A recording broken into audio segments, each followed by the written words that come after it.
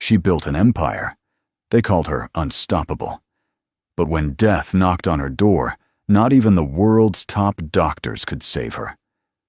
Until a quiet man, a single-dad veteran with nothing but a worn uniform, a soft heart, and a forgotten past, walked into her hospital room and gave her something no one else could.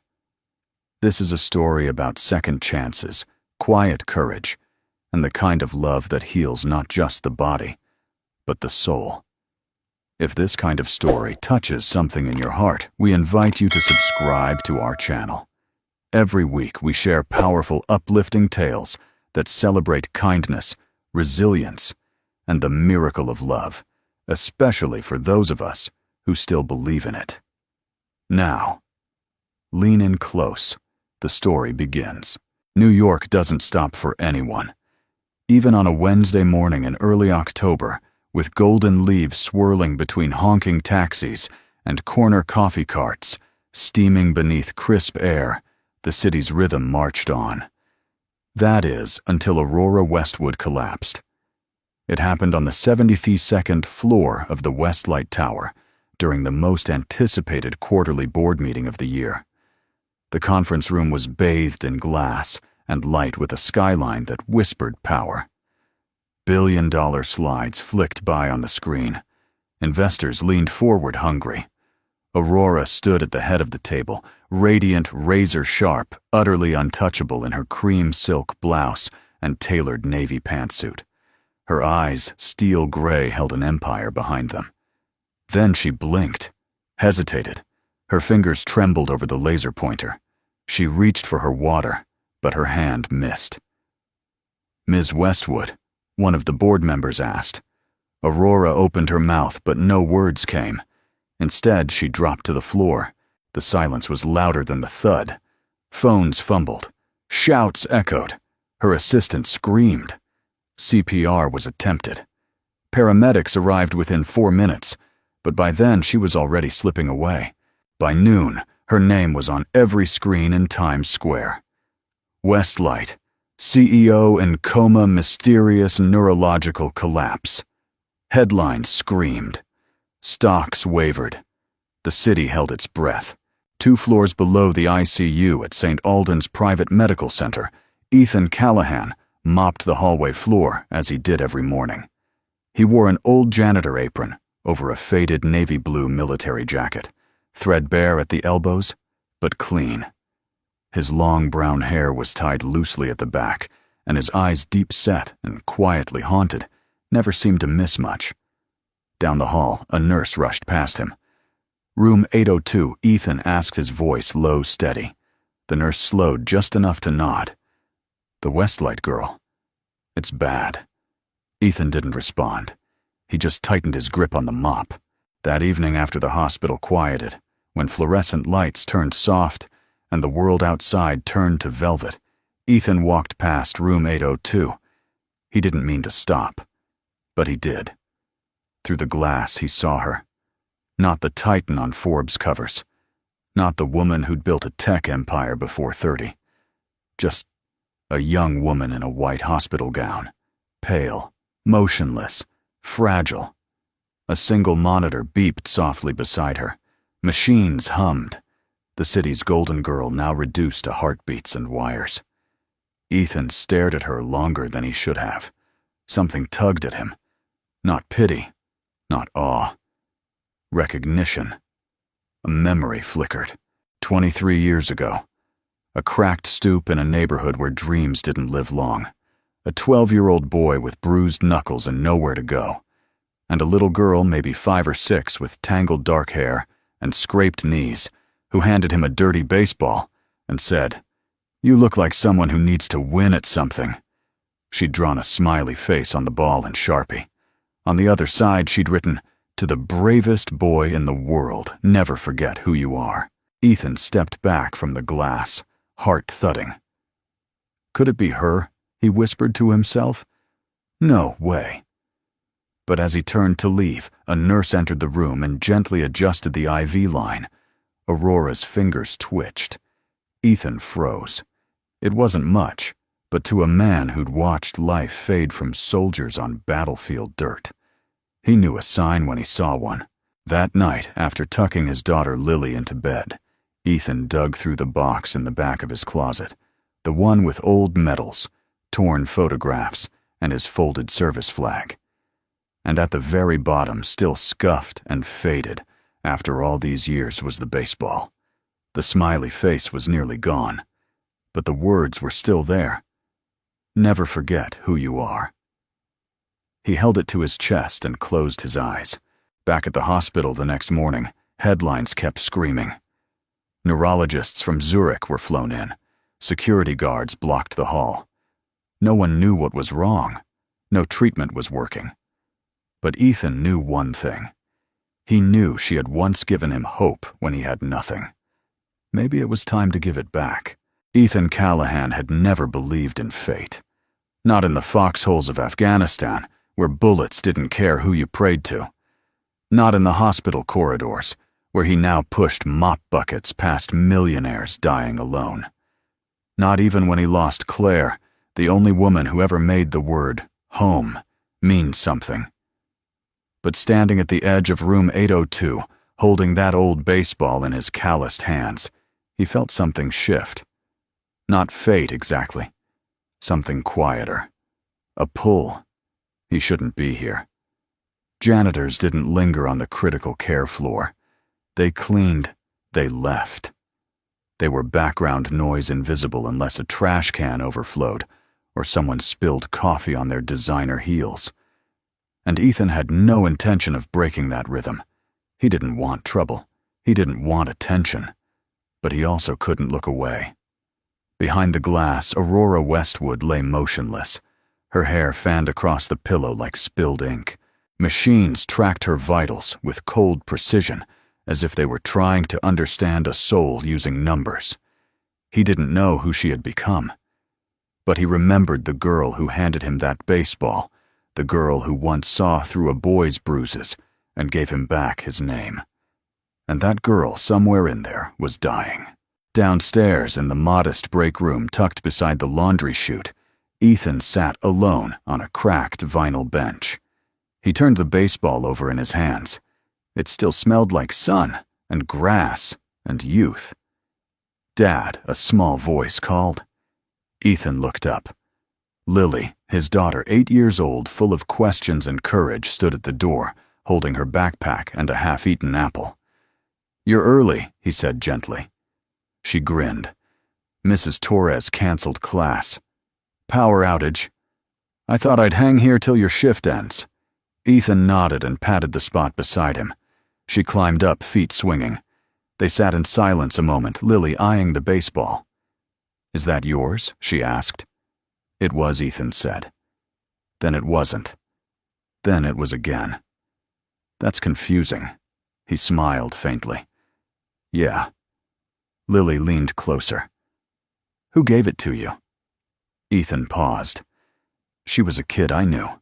Long time ago. She was good. The kind that sees you when no one else does." Lily tilted her head. "Is she still around?"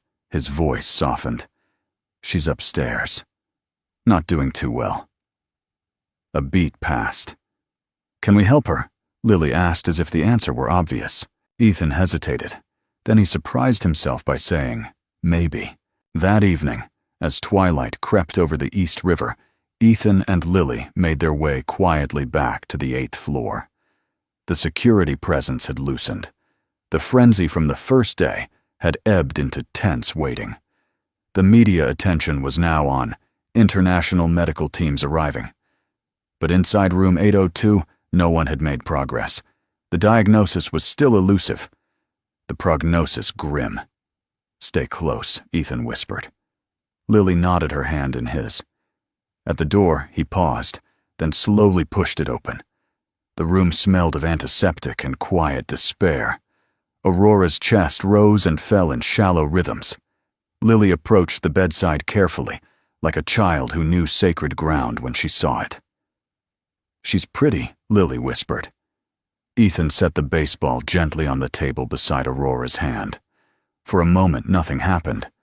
Then Lily, with the guileless instinct of a child, reached out and placed the ball in Aurora's hand. And something shifted. Just barely. Aurora's fingers curled ever so slightly around the stitching. Ethan froze. Lily gasped. "Did you see that? I saw it," Ethan whispered, his voice cracking. Aurora's heart monitor beeped a notch faster. A shiver moved through the lines on the screen. A nurse's voice echoed faintly in the hallway, but in this room, time seemed to stop. "Let's go," Ethan said, heart pounding. They slipped out silently, leaving the baseball in her hand. Later that night, Ethan sat on his porch, staring at the stars. The crisp October air bit through his jacket, but he didn't move.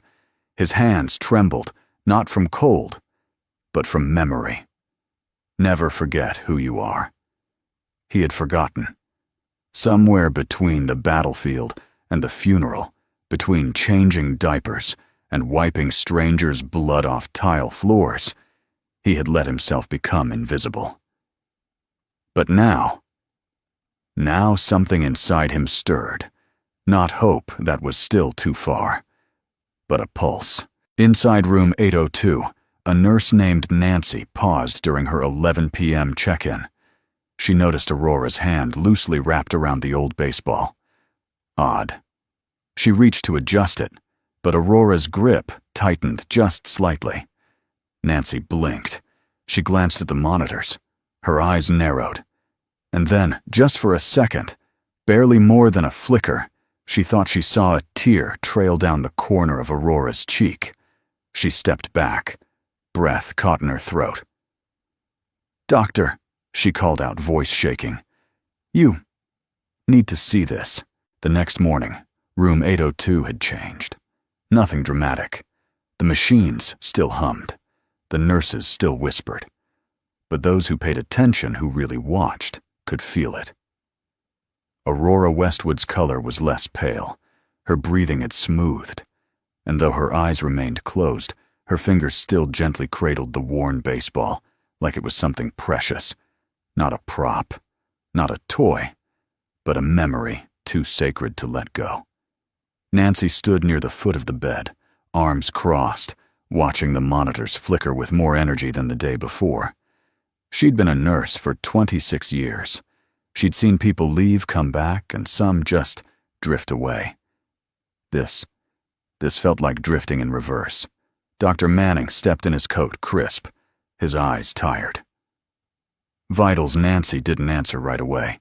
Instead, she nodded toward the baseball in Aurora's hand. She grabbed it, she said softly.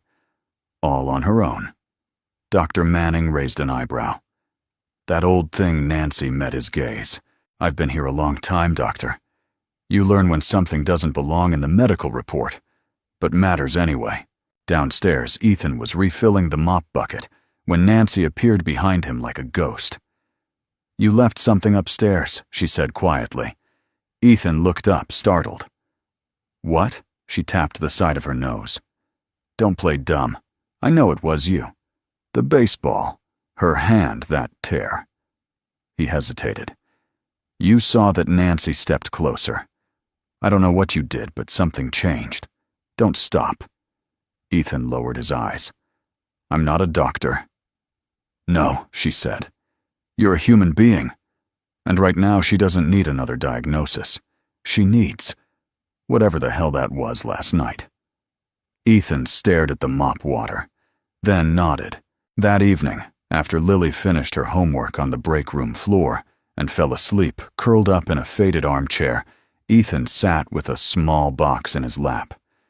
Inside were scraps of a life most had forgotten he'd lived. Folded letters, a drawing in crayon, a faded photo of Claire holding Lily by the lake, and beneath it all, a tiny item wrapped in tissue paper. He unwrapped it slowly, a child-sized harmonica silver, and scratched. He remembered the day. Summer. 1996, the sun setting behind the neighborhood playground. Aurora, the same little girl, had been sitting on a swing, legs too short to touch the ground. She played it badly. No melody. Just messy little puffs of sound. but she laughed with each one. Ethan had sat next to her, bruised and quiet, trying to disappear. She looked at him, held out the harmonica, and said, "It only works if you breathe like you mean it." Now, in the quiet glow of room 802, Ethan stood by her bedside once again. He didn't speak, just placed the harmonica gently beside the baseball. Aurora's fingers didn't move this time, but her heart monitor picked up a fraction, almost like it recognized something. Nancy, watching from the door, smiled. "You're bringing her back piece by piece, aren't you?" Ethan shrugged. "I don't know what I'm doing." "Yes, you do," she said. "You're reminding her who she used to be." Later that night, Ethan sat on the rooftop garden, the only quiet place in the hospital that didn't smell like bleach and grief. Lily sat beside him, sipping from a juice box. Did she like the music? Ethan nodded. I think she remembered the sound, even if she didn't know why. "Like when I hear Mommy's song," Lily whispered. Ethan's throat tightened. "Yeah, just like that." Lily looked at him seriously. "Can I give her something too?" He blinked. "What do you mean?" Lily pulled a folded piece of paper from her hoodie.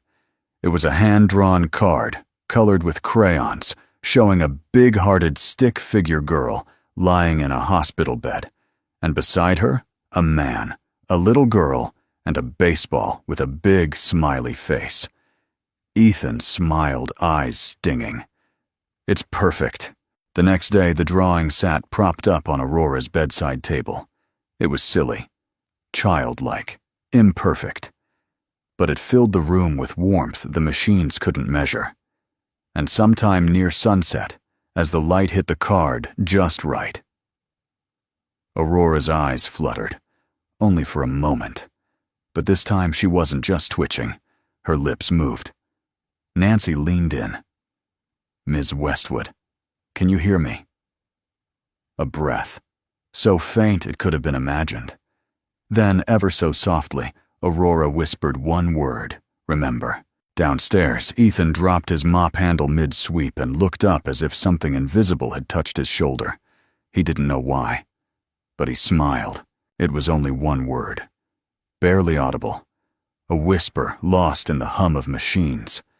But for those who heard it, "Remember," it was as if a crack of sunlight had split through a long, endless winter. Nancy wrote it in her nurse's log, underlined it twice, and told no one. Not yet. Not the press. Not the suits in suits, demanding updates every 4 hours. This wasn't for them. It was for the girl in the bed, and for the man in the shadows who had put the memory back into her hands. The next morning, Ethan arrived early. Not for work. Not officially. He had clocked out 2 hours before, but something wouldn't let him go home. Not yet. He stood just outside room 802, coffee in one hand, heart in the other. Nancy was already inside, checking Aurora's vitals.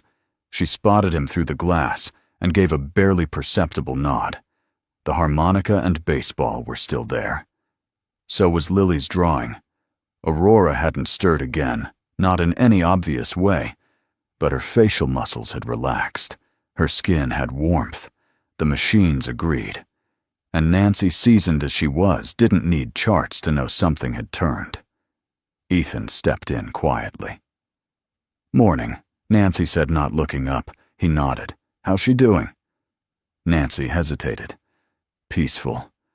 Like someone who's resting, not drifting." He placed a hand gently on the back of the chair beside the bed. "I brought something," he said. Nancy arched an eyebrow. "Another relic from the attic of your soul," Ethan smirked. "Sort of."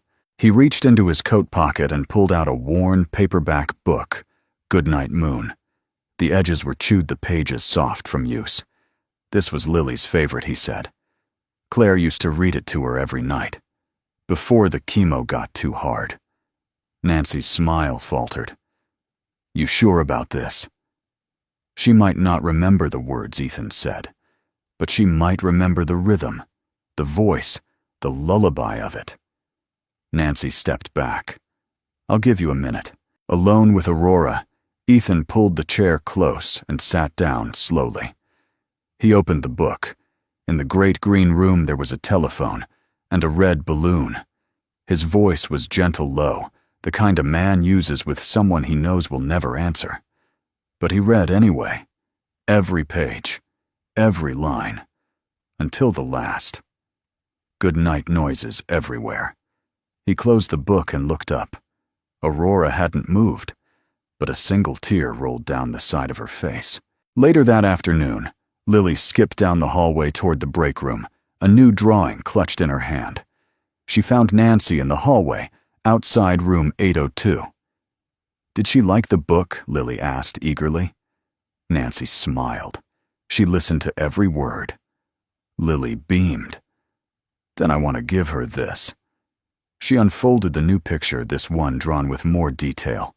A hospital room stick figures again, but this time, Aurora was sitting up smiling.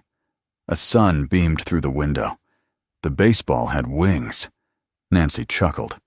That's quite a prediction. It's a promise, Lily said proudly. That evening, the press caught wind of a change in Aurora's condition. Rumors spread. The hospital tightened access. The CEO's lawyer arrived along with the board's legal team.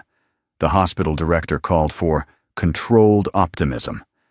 But none of them had seen what Ethan and Lily saw. Not just movement, not just vitals. Connection.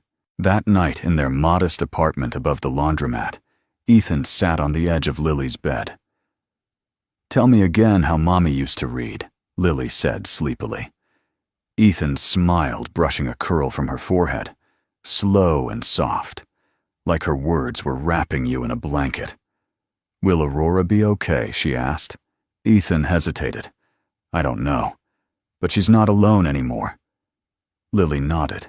She reminds me of Mommy. So she looks strong even when she's not. Ethan's heart squeezed. Yeah, she does. Lily yawned. Can we visit her again tomorrow? Ethan looked out the window where the city blinked like a tired giant. Yes, he said quietly. We'll keep reminding her she's not lost. Meanwhile, in room 802, the harmonica had fallen off the bedside table. No one saw it.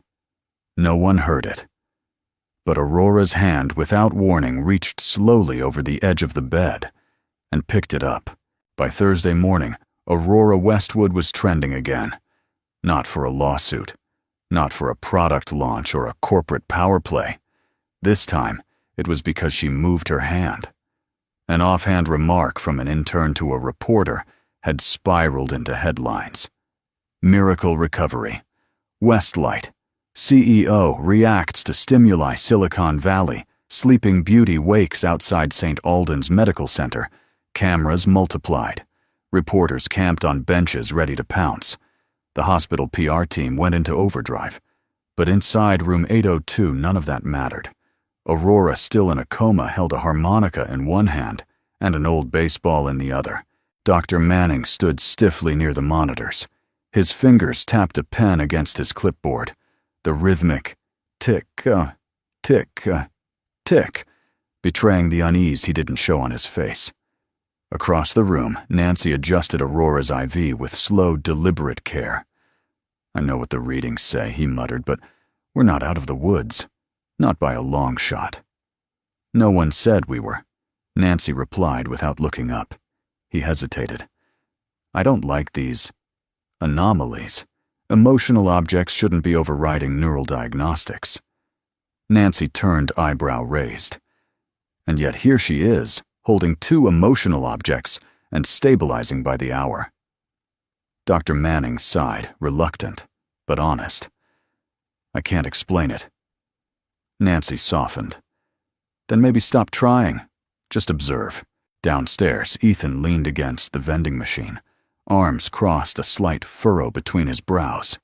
He wasn't a man prone to nerves. War had taken that from him. But this was different.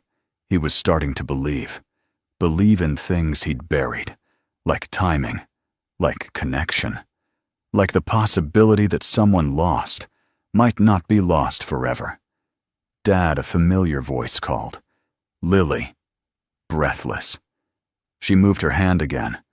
Right, Ethan looked down at his daughter, the small compass by which he now navigated life. He nodded. Yeah, and the press knows. Lily wrinkled her nose. They're gonna ruin it, aren't they? Ethan chuckled. Let's just keep doing what we do. Later that evening, Ethan returned to room 802 with another box tucked under his arm. Nancy met him at the door. You bring another artifact from the Temple of Lost Things. Something like that, he replied.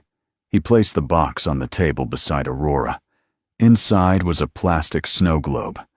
Inside the dome, a tiny red brick building stood surrounded by fake snow, a replica of Maple Hollow Elementary, the school both he and Aurora had once attended. I stole this from a book, Fair, Ethan said softly. She made me return it, told me no one who steals can remember who they are for long. He gave the globe a gentle shake. The snow fell like quiet memories. Aurora's breathing hitched. Nancy looked up sharply. The harmonica slipped from Aurora's hand and landed in her lap. Her fingers twitched, then tightened. The snow globe began to glow. Not literally, but in that moment, it felt alive. Ethan and Nancy both leaned forward, breath held. Then Aurora's eyelids fluttered, just once. But this time, they didn't fall shut again. Her eyes opened, unfocused, confused.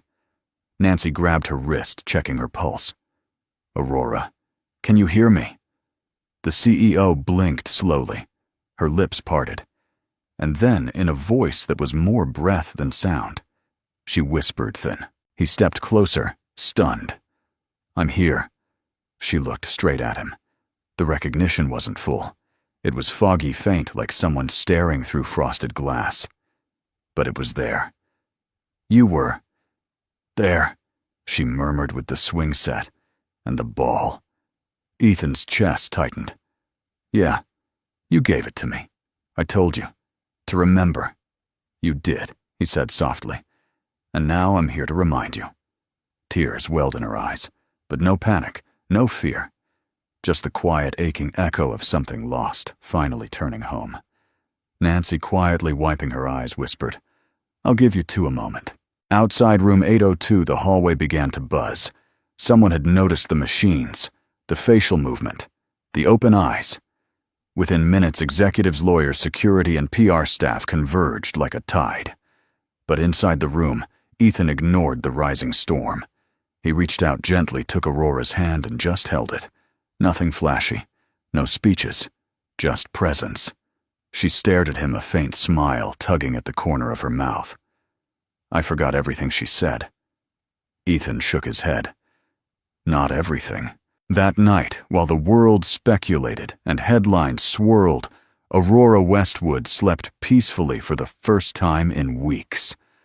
In her dreams, she saw a swing set, a baseball, a girl with scraped knees, and a boy with sad eyes who needed to win at something. And she remembered. Aurora woke to sunlight and silence, a rare combination in Manhattan. For a long moment, she simply lay still, not because she was in pain, but because the world felt too large. Her limbs were heavy, but no longer foreign. The oxygen tube tickled her nose. Machines beeped softly in the background. But it wasn't the equipment she noticed first. It was the baseball nestled gently in her palm, and the sound of a harmonica, faint, almost imagined. She turned her head slightly and saw it resting on the table beside a children's drawing of a hospital room. A girl, a man, a son with a smiling face. The memories didn't come in clear pictures. They came like smells, like the feeling of grass on bare legs, like laughter on a summer afternoon. Something inside her, something long, buried beneath board meetings and stock prices, began to stir. Nancy stepped into the room quietly. She smiled when she saw Aurora blinking against the light. You're awake, she said, gently, approaching the bed. Aurora tried to speak, but her voice cracked. Nancy poured water into a cup with a bendy straw and held it to her lips. "Small sips," she advised. "You've been out for almost 2 weeks." Aurora took the water, then pointed weakly at the baseball. "Where did that come from?" Nancy smiled. "A friend." "A friend," Nancy nodded. "The kind who remembers who you were before the world told you who to be." Aurora let that sit in the air. It felt right and deeply unfamiliar. Hours passed. Doctors came and went. Tests were run. Specialists whispered terms she didn't understand. But through it all, Aurora stayed silent. Not out of fear, not confusion, but something else. She was listening not to the words, but to herself. For the first time in years, she kept the baseball close, and when no one was watching, she gently spun the snow globe with the little red school building inside and watched the flakes fall. Later that day, Nancy returned with a small box in hand. "It's not protocol," she said, "but he asked if I could give you this." Aurora blinked. Nancy handed over the box. Inside was a faded photo. 2 children, a boy and a girl, sitting on a stoop, each holding a juice box and a popsicle stick. The girl had wild curls. The boy's knees were scraped. They were smiling like the world hadn't happened yet. Aurora stared at it for a long time. Then her lips parted. Ethan. Downstairs, Ethan pushed his mop quietly along the hallway floor. He didn't look up when the hospital director walked past, flanked by board members in dark suits and tense expressions. He'd heard the whispers. Aurora had spoken his name. It was both a miracle and a threat. The hospital didn't know what to do with janitors who saved CEOs. That night, Ethan sat on the roof garden. Again, Lily beside him, legs swinging over the edge. "She's really awake?" Lily asked, hopeful. "She is," Ethan said. "She even said my name." Lily grinned. "Told you my drawing worked." He smiled. "You're a miracle worker." She leaned her head on his shoulder. Will she remember everything now Ethan was quiet? Maybe not everything, but the important stuff. That might find its way back. Lily picked at her shoelaces. "What if she doesn't remember you the way you remember her?" Ethan chuckled a dry, wistful sound. "Then I'll just remind her. Gently. Like you do with someone who's been asleep for a long time." The next morning, the door to room 802 opened quietly. Aurora turned her head as Ethan entered, dressed in his usual faded work uniform, mop bucket trailing behind him like a loyal dog. She studied him for a moment. "You kept it," she said, eyes flicking to the baseball. Ethan paused. "I did." She reached for it and smiled faintly. "I remember giving it to you, but I don't remember everything." "That's okay," he said, setting the mop aside. He pulled a chair up and sat beside her. "I remember the smell of cut grass," she whispered, "and laughter, and someone who looked like you but younger. Sad eyes." "That was me," he said, "before I knew I could matter to anyone." Aurora looked at him, then really looked. No titles, no names, just 2 people sharing air in a quiet moment that felt bigger than both of them. "Why are you here?" she asked. Ethan thought about that. He could have said it was chance, or duty, or kindness. But instead he said the truth. "Because you saved me once," he said. "And I've been trying to give that back ever since." Aurora blinked, moisture forming in her eyes. "I was just a kid," she said.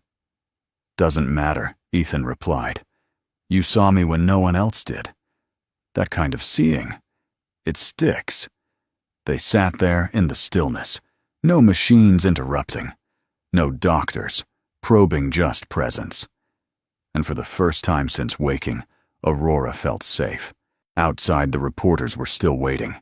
Inside, the real story had already begun. It rained the next morning. Not the heavy, angry kind, just a slow, whispering drizzle that painted the windows of room 802 in soft gray streaks. The kind of rain that makes a city pause, if only for a moment.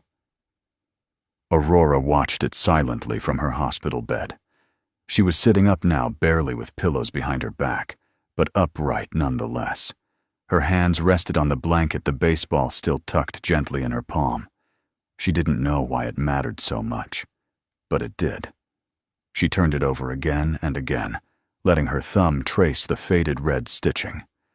The smiley face was almost gone, but the words scratched in shaky handwriting remained. To the bravest boy in the world, never forget who you are. She didn't remember writing it, but she remembered the feeling that lived inside those words, the need to remind someone they mattered. Now, strangely, it was reminding her. Ethan hadn't visited since yesterday. She noticed that. Not in a needy way. More like the missing sound in a song she didn't realize she'd memorized. The nurses came and went. So did the specialists. One even brought a neurologist from Switzerland, who asked her to blink in strange patterns. But Ethan had stayed away. Aurora asked Nancy about it after lunch. "He's probably giving you space," Nancy said, fluffing the pillows behind her. "That man's been dancing around you like a fire he doesn't want to burn." Aurora gave a dry smile. "He's not exactly easy to ignore." "No," Nancy chuckled. "Neither are you. That's why you two are a problem waiting to happen." Aurora looked down. "I'm not who I used to be." Nancy paused. "Is that a bad thing? I don't know," Aurora admitted. "The world expects me to pick up where I left off. But I don't want to go back to that version of me. She was polished, sure, but exhausted. Always performing. Always pretending she wasn't lonely." Nancy didn't offer sympathy, just clarity. "You died in one life, Aurora," she said gently but firmly. "Maybe you get to choose how you live the next one." Later that afternoon, Aurora found herself alone. Rain tapped gently against the glass. The hospital was unusually quiet. And then, a soft knock at the door. It opened just slightly, and Lily's head peeked in her ponytail, crooked, her eyes bright. "Hi," she said shyly. "Is it okay if I come?" In Aurora's face, lit up in a way it hadn't for anyone else.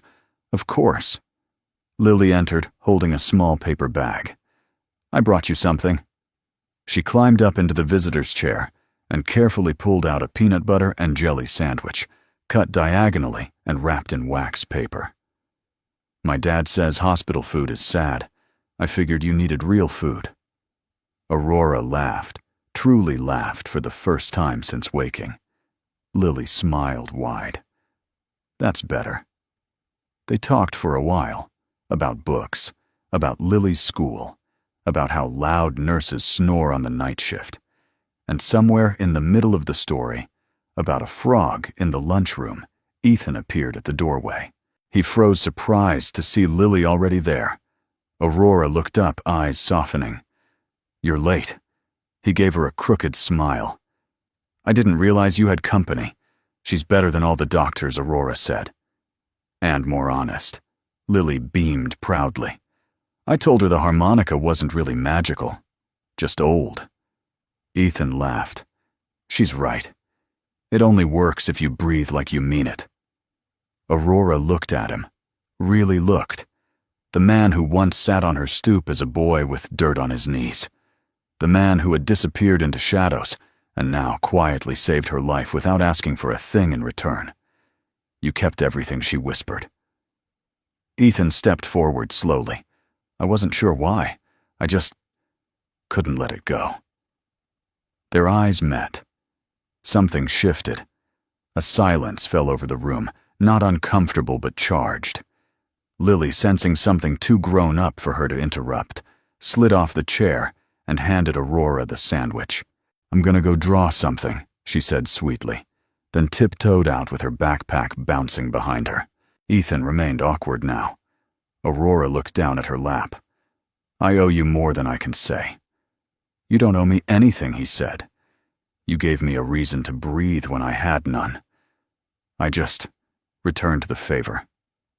She blinked hard. Her voice grew soft. I don't remember everything, Ethan. But I remember you. Not clearly, but how you made me feel safe. Like I wasn't just noise in the world. His eyes glistened. That's how you made me feel too, even as a kid. She reached for his hand. He hesitated for only a moment, then took it, letting their fingers intertwine. It wasn't romantic, not yet. It was recognition of a shared wound, a shared memory, a shared silence that once held both of them hostage, now replaced with something new. Her chin quivered. I thought I had everything, she whispered, but I didn't have this. And then quietly, a single tear rolled down her cheek. Not out of pain, not even sadness, but the overwhelming, tender grief of a soul waking up. Ethan lifted her hand to his lips and kissed it once reverently.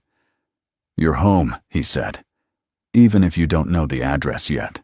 Outside, the rain began to lift, and for the first time in what felt like forever, the sky let through a little sunlight. Aurora's discharge was handled like a quiet evacuation. The hospital board insisted on a press release. Her publicist wanted exclusive interviews lined up. The shareholders demanded proof of her full mental capacity before letting her near a boardroom again. But Aurora, she wanted none of it. Nancy stood beside her as the nurse gently unhooked the final IV line. You sure about this? Nancy asked. Aurora looked out the window. The city pulsed below alive, demanding, impatient. I've never been more sure of anything, she said softly. I don't want to wake up in the same life I collapsed in. Nancy nodded. Then don't. Wake up somewhere else. Ethan was waiting by the elevator, one hand resting on Lily's shoulder. He wore a clean button-up, not fancy, just intentional. He hadn't cut his hair. He hadn't changed who he was. But something about him looked lighter, like a man stepping out from under a long shadow.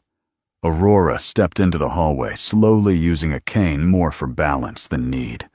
Her gait was cautious, but her expression was calm. Lily beamed when she saw her. You're standing, barely, Aurora said with a grin. But I'll take it. Nancy rolled her eyes. She's stronger than half the interns here. Ethan smiled. She always was. Aurora looked up at him, eyes locking. Let's go, she said. He nodded. And just like that, without headlines, without bodyguards, without photographers, the CEO left the tower. They didn't go to the penthouse. Aurora didn't even ask to swing by her office. Her phone, laptop, and 3 personal assistants were still waiting for instructions. None came. Instead, she asked Ethan a single question in the elevator. Can you take me somewhere quiet? And he did. The apartment over the laundromat was small but sun-drenched, with mismatched furniture and a warm smell of cinnamon and something fried. Aurora took in the modest space, like someone stepping into a childhood photograph. I'm sorry for the mess, Ethan said, tossing a few books into a corner. Lily's been building a blanket fort in the living room for 3 weeks. Aurora smiled. I used to do that too. She says it's her creative lab. I'm not allowed inside. Lily popped her head out from behind a wall of pillows. Don't touch the blue blanket, that's the roof. Aurora laughed genuinely, the sound bouncing off the exposed brick walls like a piano chord. She turned back to Ethan. This place feels real. He studied her face. Do you want tea or something stronger? She raised an eyebrow. Do you have bourbon? Ethan chuckled. Only the cheap kind. I'll take it. They sat on the balcony later, sipping from mismatched mugs. For a while, neither of them spoke. The air was cool, and from somewhere down the street came the sound of kids playing basketball. Aurora watched the sky shift from gold to blue-gray eyes, soft. I don't remember the merger that made me a billionaire, she said quietly. I don't remember the TED Talk, the 3 magazine covers, or the speech at Stanford. Ethan leaned back. Do you want to? He thought about it. Not really. I remember a tree swing behind a red brick school. I remember a boy who didn't talk much, but always shared his sandwich. I remember kindness. And laughter. She paused. And I want to remember the rest from here. Not from a resume. Ethan turned to her. Then stay. As long as you need. Aurora looked at him. I'm not the woman the world thinks I am, she said. I'm still figuring out who that is. He nodded. Then let the world wait. That evening, Ethan gave her the spare bedroom. It smelled faintly of laundry detergent and sunshine. Aurora sat on the edge of the bed and ran her fingers along the handmade quilt. There was no voice assistant, no city skyline, no noise, just stillness. She looked in the mirror for a long time, not to check her face, not to critique her hair, but to meet the woman she'd almost never become. The next morning she woke up to the smell of pancakes and Lily humming a Taylor Swift song. Aurora stepped into the kitchen slowly, her cane tucked under one arm. You cook? She asked Ethan. He shrugged. It's edible. Lily's the real chef. Lily beamed. I make the shapes. Today you're getting a heart. Aurora sat down and smiled. Perfect. The pancakes weren't fancy. No microgreens, no imported syrups. Just warm batter, real butter, and enough sweetness to make her feel something like joy. It was the best breakfast she'd had in a decade. Later that day, a black SUV pulled up outside the building. 2 men in suits stepped out. One carried a briefcase. The other held a tablet. They knocked. Ethan opened the door halfway. Can I help you? We're here for Ms. Westwood, the taller one said. The board needs her signature on a transition agreement, temporary power of attorney, until she's ready to resume duties. Ethan glanced over his shoulder. Aurora stood behind him in jeans and a hoodie hair pulled back barefoot, holding Lily's drawing from the hospital. She looked the men dead in the eye and said, Tell the board I'll call when I'm ready. They shifted uncomfortably. Ma'am, legally, I'm not making decisions today, she said gently. I'm remembering how to live. And with that, she closed the door. Ethan looked at her. Are you sure? Aurora nodded. They had my brain, but they never got my heart. Autumn arrived in slow breaths. Leaves along the sidewalk curled into golden fists. The city's roar dimmed just slightly, like even Manhattan knew when to soften. And in a small apartment above a laundromat, Aurora Westwood was learning how to be ordinary and loving it. It wasn't just about the slower mornings or the creaky floorboards that told you where everyone was. It was the rhythm. The gentle human rhythm of living in a home that wasn't spotless, but was full of life. Aurora had traded high heels for socks with cartoon dogs, conference calls for pancake breakfasts, and power for presents. She hadn't checked her work phone in 12 days. She hadn't missed it once. Most mornings began the same. Ethan brewed coffee. Lily argued with her shoelaces. Aurora would emerge sleepy-eyed from the spare room, hair tied up with a pencil, a book in one hand, and yesterday's sweater in the other. They never said it aloud, but it had become a family rhythm. The kind of life you don't notice you're building, until someone smiles and says, You look happy. And Aurora did look happy in a quiet, real way, the kind that doesn't need proving. That Friday morning, Ethan found her sitting on the stoop with a bowl of cereal watching pigeons, like they were ballet dancers. You're up early, he said. She gestured to the sunrise. Didn't want to miss this. He sat beside her, still holding a dish rag in one hand. Are you avoiding the inbox again? He teased. She grinned. I archived the entire thing. If it was important, they'll call. He gave a low whistle. You just broke 10 corporate bylaws. Add it to my resume. A pause. Then her voice grew softer. Ethan, do you think it's selfish to want this life? He turned to her. You mean normal? I mean, real? Slow. Close enough to hear someone laugh from the next room. Ethan didn't answer right away. He stared out at the street, then back at her. "No," he said. "It's not selfish. It's brave." She looked down at her cereal, stirred it. "I've spent so many years trying to impress people I wouldn't cry for if they died." Ethan raised an eyebrow. "And now I'd cry if Lily got a splinter." He smiled. "That's the woman I want to be," she whispered. "You already are." Later that day, Aurora wandered into the kitchen apron tied crookedly around her waist.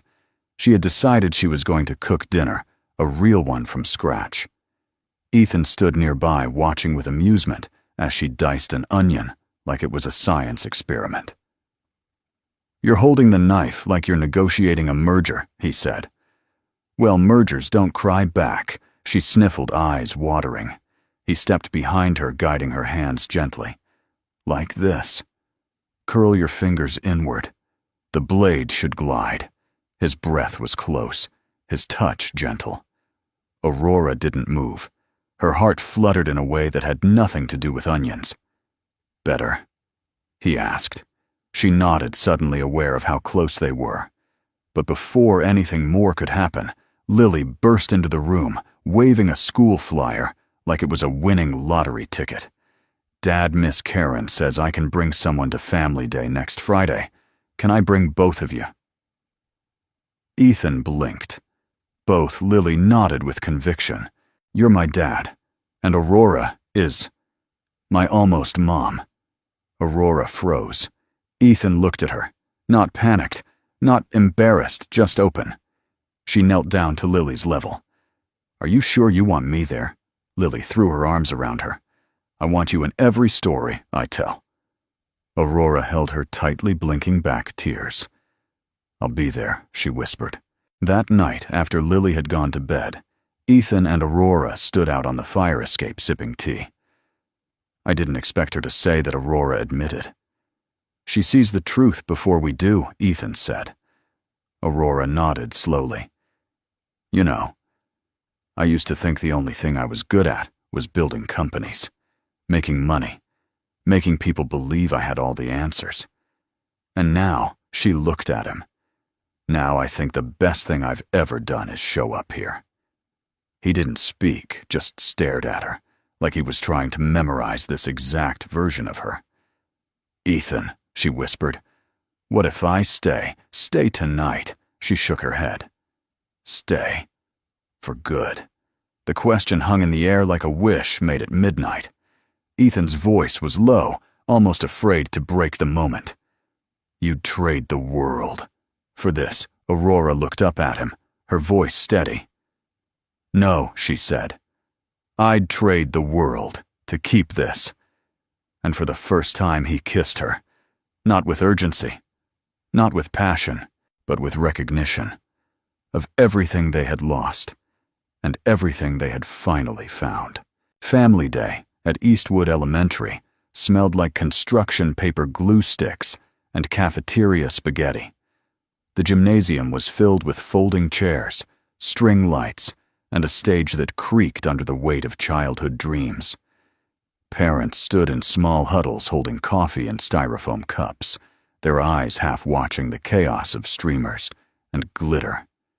And in the middle of it all, Lily Callahan twirled in a flower-patterned dress, waving at her father and Aurora like they were the only two people in the world.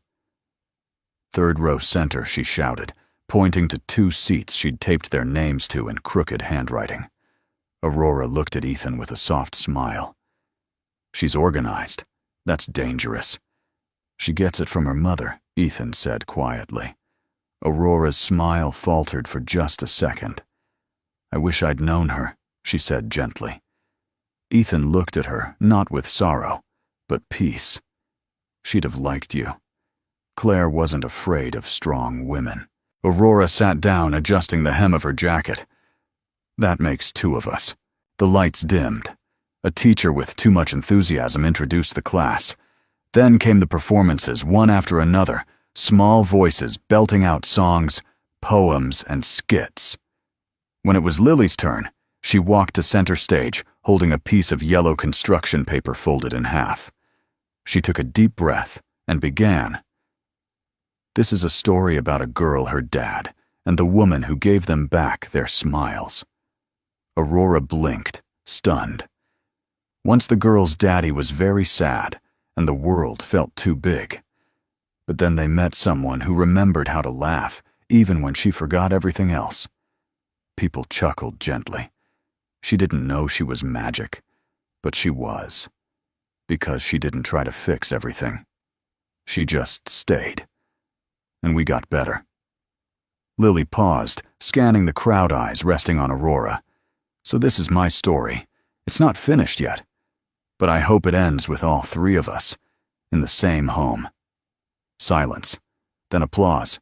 Not polite, not casual. Real. Aurora didn't clap. She couldn't. Her hands were trembling. Her eyes stung. Ethan placed his hand over hers and squeezed once firm and warm. No words. Just that. And somehow it said everything. That evening back at the apartment, Aurora tucked Lily into bed while Ethan cleaned the dishes. When Aurora returned to the kitchen, she was quiet. Thoughtful. She wrote that on her own, she asked. Ethan nodded, drying a plate. Didn't show it to me until this morning. Aurora leaned against the doorway. That's not just a kid's poem. No, he said. It's not. She crossed the room and took the dish towel from his hand. Can I ask you something, she said. Anything. If I stayed here, really stayed, would that be enough for you? Ethan looked at her like she'd just asked him if water was still wet. Aurora, he said, I didn't fall in love with your last name. She inhaled sharply, chest rising. Say that again, she whispered. I didn't fall in love with your last name. He stepped closer. I fell for the girl who gave a broken boy a baseball, for the woman who woke up and chose to live differently, for the person who let my daughter draw her back to life. Tears gathered at the corners of her eyes. I fell in love, he said. With you. Aurora reached up, cupped his cheek. Even if I never go back to being who I was, especially if you don't. And this time, when he kissed her, it wasn't recognition. It was a beginning. The next morning, Aurora rose before the sun. She sat at the kitchen table with a cup of tea and a legal pad. Not a tablet. Not a phone. Just pen and paper, something that made her feel real. She wrote a letter to her board of directors. She didn't ask for forgiveness. She didn't beg for space. She simply said, I will not be returning to my previous role. I have remembered something far more valuable than valuation. I remembered how to love, and how to be loved without condition. Thank you for everything. But I've found what I was missing. She signed it. Aurora Quinn, using her mother's maiden name for the first time in decades. She left the pen beside the page and looked out the window. The city blinked in the distance, but she didn't feel pulled toward it anymore. Behind her, Lily's footsteps padded softly into the kitchen. She climbed into Aurora's lap like she'd done it 100 times. Are we having pancakes? Aurora smiled. Yes, and then, maybe we plant some flowers on the balcony. Lily nodded. Can we get the purple ones? Ethan entered the room, rubbing his eyes. You two planning a garden? Now? Maybe a little one, Aurora said. Something that starts small and grows. Ethan leaned down and kissed the top of her head. I think that's exactly what we are. 1 year later, the world barely remembered that Aurora Westwood once ran a billion-dollar company, and that was exactly how she wanted it. No press tours, no LinkedIn posts, no return to quarterly earnings, calls, or red carpet galas. The name Westwood still appeared on office towers and tech articles, but Aurora Quinn, the woman who now walked the earth in quiet, worn boots, had become something else entirely. She was known now only to the people who mattered, and that was more than enough. On a sunny afternoon in early October, Aurora stood in the backyard of a modest farmhouse 2 hours north of the city. Her sleeves rolled her fingers. muddy her eyes full of laughter. Ethan stood nearby, setting up a handmade wooden bench beneath a tree that leaned just enough to cast the perfect kind of shade. Lily danced barefoot through the grass, chasing a butterfly like it owed her a story. Aurora paused, wiping sweat from her brow, and looked out across the land they now called home. It had once belonged to Ethan's grandfather, a crumbling barn, wild blueberry bushes, and a porch with a roof that moaned in heavy wind. Over the past months, they'd fixed what they could and learned to live with what they couldn't. There was no staff, no driver, no calendar alerts, just sunlight, wind, and each other. And in the softest hours of the day, quiet joy. Inside the house, a wooden shelf near the front door held 5 small items. 1, a faded baseball. 2, a harmonica. 3, a snow globe of Maple Hollow Elementary. 4, Lily's first drawing of their family.